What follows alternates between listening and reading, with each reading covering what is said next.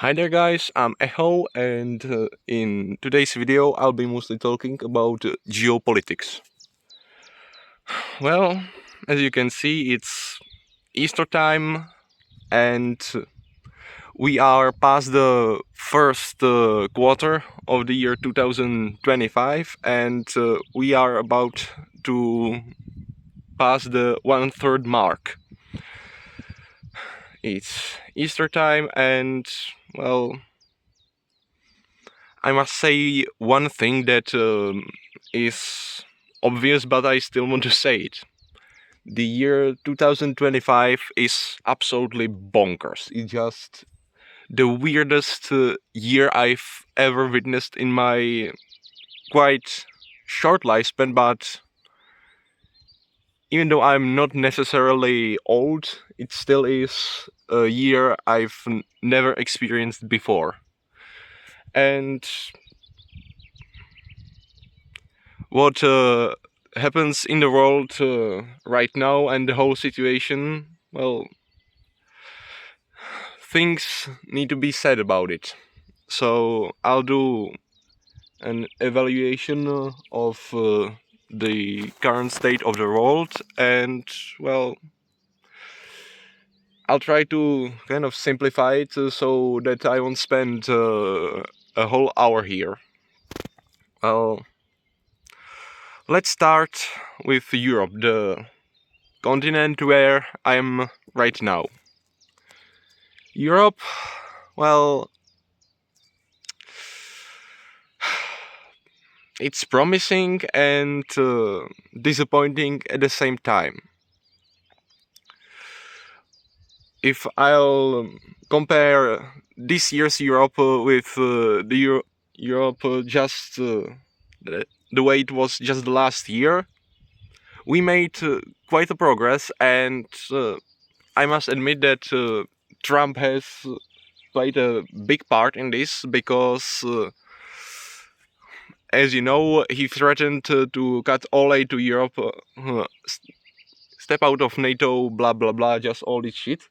And Europe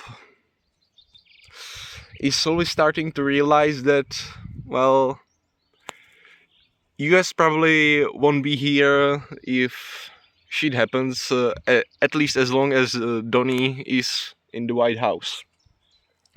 So there have been plans to rearm the Europe proposed, and generally Europe is starting to get more proactive, which is really good. And we are starting to slowly rearm, and for example, Germany is probably going to send forces to Ukraine since Friedrich Merz is a supporter of Ukraine, and the elections, the Bundestag elections, well, I think they ended up quite well, despite the polls saying that they would end even better. But still, here comes the disappointing part. While Europe is definitely doing more to just be more independent and be more of a geopolitical player, and that's a good thing, other things still concern me and mostly disappoint me. Well, Europe is still dependent quite a lot on US decision, and it follows the US, although compared to past years this has notably decreased.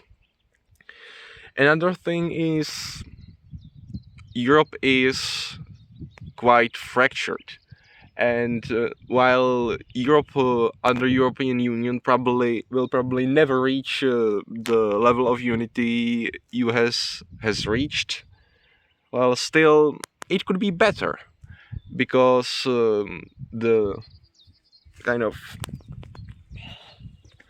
how do I say it without offending anybody? Rogue countries. That's still quite a soft name for countries like Slovakia and Hungary, which especially Hungary, which have clearly pro-Russian leadership, and they are going against the interests of Europe.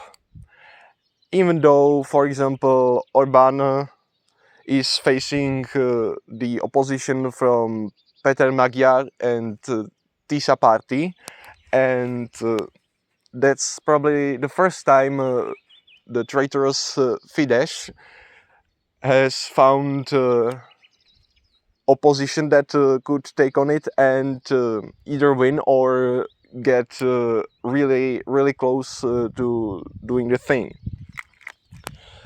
But still, in countries like Great Britain, France and Germany, the opposing parties like AFD, Assemblée Nationale, Reform UK and similar, they are still quite of a problem, and some leaders in the EU disagree quite a lot with each other, and there's still possibility that well, we'll end up in somebody's ass again. And this might either be some countries just sucking up to Trump because their leaders are quite aligned with his policies, and that will be, I think, especially Orban, if Russia won't be as good partner as it is today, which I strongly doubt. Or again, there's the gas question. After the war ends, will we start buying Russian gas again, or are we gonna stop buying it and buy US gas instead, even though Trump threatens doing just not importing it if we don't do what he wants. And also another thing that I have to mention, Europe is still more bark than bite, and that's a problem. While this has a chance to change in the coming years, as of now, that's still the case.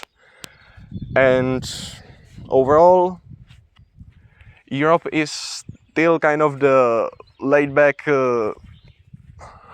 this is fine, saying this is fine while sitting in a burning room kind of continent, but things are slowly changing. But there's still the threat of unity being broken, and just all these good efforts flopping. Then there's the US, which is just Europe but turbocharged. It's disappointing as fuck, and please pardon my language now. It's just the embodiment of fucking disappointment, but also there is hope, and there's a lot of it. And well, the disappointment, guess what is the reason for it? Donald Trump, the orange whatever dighead that's now sitting in the White House, and all of his goons. What's happening in America right now? Jesus fucking Christ. That's beyond my wildest imaginations. The deportations, the fucking incompetence which has floated up to the surface in the recent Signalgate scandal. It's, or not entire Americas, but Trump sucking up to Russia. Fuck. I haven't been disappointed in a country like this ever before. Well, part of it is because I was a staunch Harris supporter in 2024, and since I am progressive centrist by European standards, I am Democrat by American standards. And what is happening right now in America because of Trump, who I don't hate because he's Republican, but I hate him because he's a fascist and an idiot. Well, it's a disappointment from the election day. Fuck. Just disappointment. But again, the hope isn't lost, and the recent protests that happened on April 5th and beyond, just the fact that Americans aren't, or at least the majority of Americans, isn't buying the shit Trump is trying to sell, and they are fighting back against the takeover of America. Just, oh, goddamn. It certainly gives me a lot of hope. And because of that, I still don't want to break the cane over America, because although things are really, really bad in America right now, it all might come to a Hollywood happy end. And there's also a thing, many people who are screaming, fuck America, Europe is now independent. Well, first thing is, it's not, because as I've said earlier, Europe still quite depends on US decisions, and it's not ready to be independent, even though it's getting more independent each day. The US has encountered the threat of dictatorship on its own land for the first time in its history. And trust me or not, this might be one of the toughest, if not the toughest, moment in American history. And I have taken into account events like the World Wars or the Civil War of the 19th century.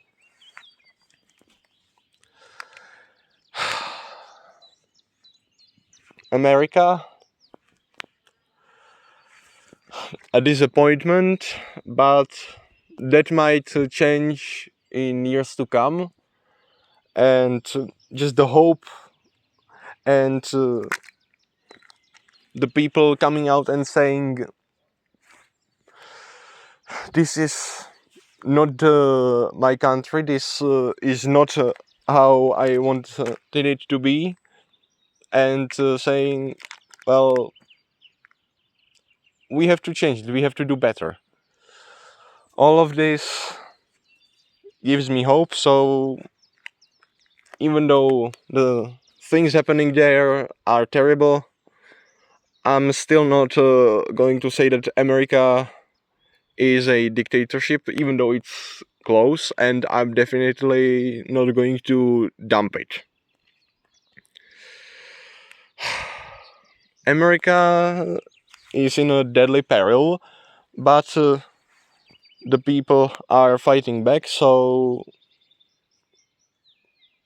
it might end up better than anticipated.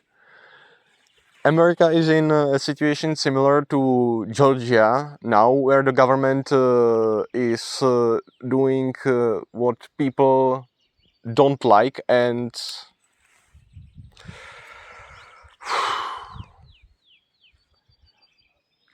still it's better to live in Europe right now because of all the things happening in there.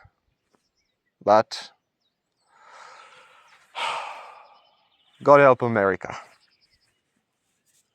It's still a good country where good people live, and the idea of America as a leader of the free world still isn't lost in my opinion, although it's not as polished and shiny as it used to be.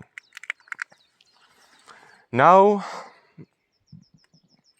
what continent shall I talk about right now, or not even continent, country?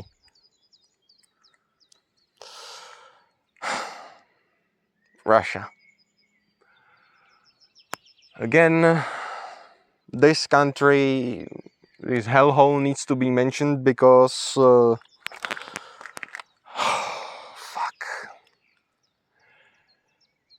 that is something that I am very, very concerned about. While the battlefield situation in Ukraine is slowly tilting in Ukraine's favor, the diplomatic situation is far, far worse, in my opinion, since the US talks led by figures like Donny and Steve Witkov, who has earned nicknames like Wankov or Jerkov, and similar just balanced digheads, fuckers. Call them in any way you want, but they they they just look like they are KGB agents that have infiltrated the government, and I'm nearly sure that Witkov is a Russian mole in the government. The idea of Russians winning because of some stupid diplomacy decisions and the US talks crashing and Ukraine being forced to capitulate just because the ugly orange fat ass in the White House wants to be Putler 2.0. Well, that might be the worst thing to happen in the year 2025, judging from things happening as of now. But the overall situation of Russia, well, nobody, maybe except for few third world countries, definitely do not envy Russia, because the situation there is terrible. Just recently, the news that high-ranking Russian officials are securing Serbian passports. Just the first thought that came to my mind after reading about it in online news article: the Reds are jumping the sinking ship. And the situation of Russia is, especially the economic one, is starting to get real bad. Now it's considered a pariah state, and just compared to the pre-invasion of Ukraine status of Russia, it has significantly, incredibly worsened. But still, there's still the possibility of the Russian war criminals escaping what could even be a total downfall of Russia, thanks to the peace talks led by traitors like Witkov and Trump. There's also the question of what happens with Russia after the ceasefire. Because Russia has transferred its entire economy to a war economy, and reversing it back into commercial one is far harder, because for that the country needs to find markets, and it needs to produce something that others want to buy, and thus if it survives, then as of now I think it will end up again as a gas station and mine with nukes, and a little bit of manufacturing, but there's still the possibility of the whole regime cracking and just being overturned from probably by some insider figures, and the country descending into a civil war, or dissolving into small countries, probably its provinces. The fate of Russia directly depends on the end of what it calls special 3-day military operation, which has stretched out to 3+ years, thanks to the Ukraine heroism and Russian incompetence. Well, as of now, if the aid to Ukraine continues and the diplomatic talks will either stall or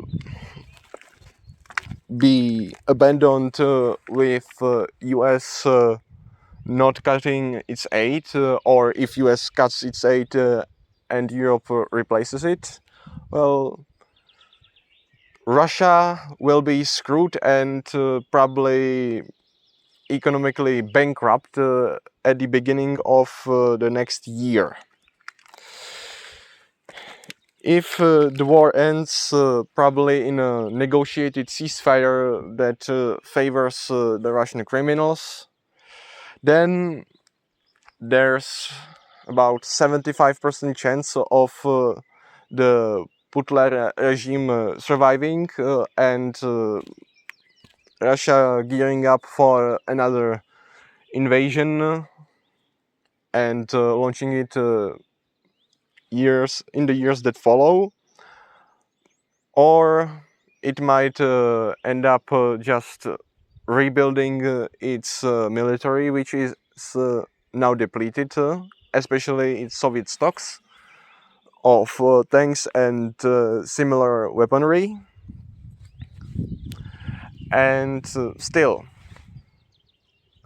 if the regime in Russia survives, or if some other regime replaces it quick enough without some bigger conflict, the whole country will probably stay on the path on which it is now. And I think after the unsuccessful invasion, it will even further try to manipulate other countries and spread propaganda and just do hybrid warfare and the things it's doing now, although at a much bigger scale. There's also the question of if the regime in Russia collapses and new regime will take its place, Is there a chance of Russia actually becoming a genuine democracy? The short answer, practically no. The long answer, well, there is a tiny chance of that actually happening, but in the practical world, I don't see it happening because the whole state of the country just Russia isn't ready for democracy, and if Russia becoming democratic, if you want this to happen, first of all, Russia needs to be defeated in a war where it has to sign a ceasefire and act as it's told, or as we Czech say, tančit jak ostatní pískaj. Dance as the others whistle. Then it could be done in a fashion similar to denazification of Western Germany, but it will take far longer to do this, decades, if not centuries, because the Russian mindset is, as of now, incompatible with democracy. For those asking what is the Russian mindset, it's everything that's not my family or property equals resources I can exploit to do whatever the hell I want. And if you think about this for a few minutes, you'll realize that this approach just is utterly incompatible with democracy.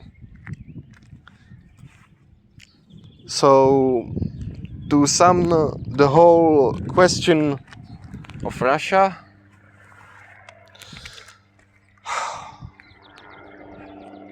it's in a very, very bad state, but it still can be saved by idiots like Trump, who thinks he can get Russia on his side in a fight against China, which is something that is just unrealistic. I don't see this happening anytime soon.